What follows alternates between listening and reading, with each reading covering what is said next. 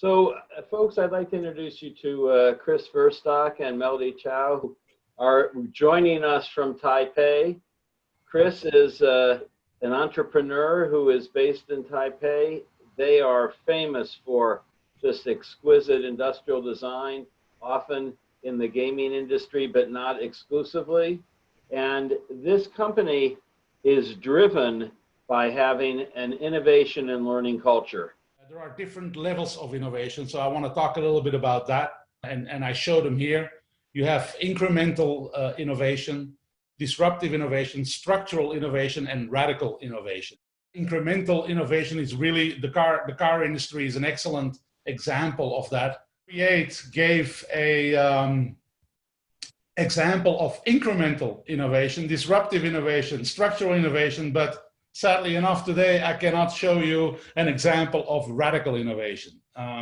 Radical innovation is something that we, even after 27 years, have not come across.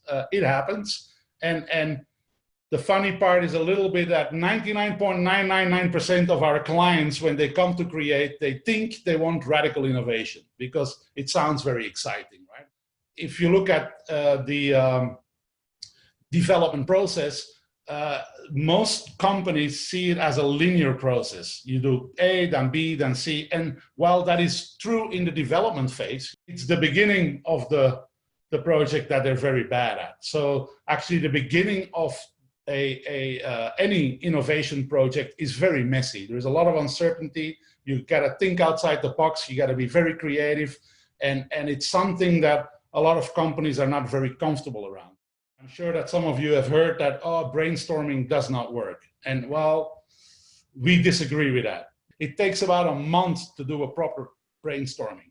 A month, 1 month. So not 4 hours, a lot of people in a meeting room. That's not brainstorming. If you spread brainstorming over a month where people walk away, come back together again, and every time add to the existing ideas that you selected, you'll be surprised how cool and how innovative you can be after a certain time. I run an analytics department, and so I love that you started with the who, what, when, where, why, hows, because that's how I try to frame any analysis we're going to do. Because you stated you can create a lot of solutions for problems that don't exist.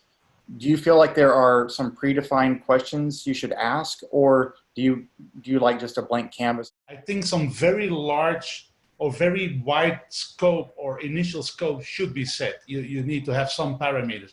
But at the same time, you need to be very clear that they don't stifle you. What we have learned is humor. We kind of, especially when we do this questioning, we go too far and we joke, and you cannot believe how many times out of a stupid joke, an extremely good idea pops up. COVID has forced many companies to shift their focus to more near-term strategies and the basics of simply staying viable. So how do you see the future of innovation over the short term?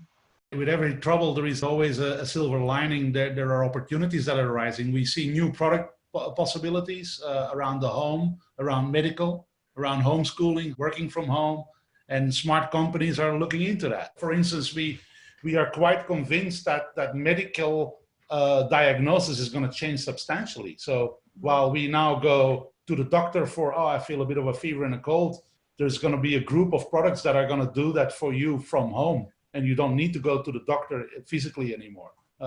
And if you start thinking in that direction, there's a whole group of products that suddenly open up. One thing's for sure, business is not going to be the same as before. And it's going to be the ones that can adapt to that, knock on wood. I hope we are going to be one of those that will succeed.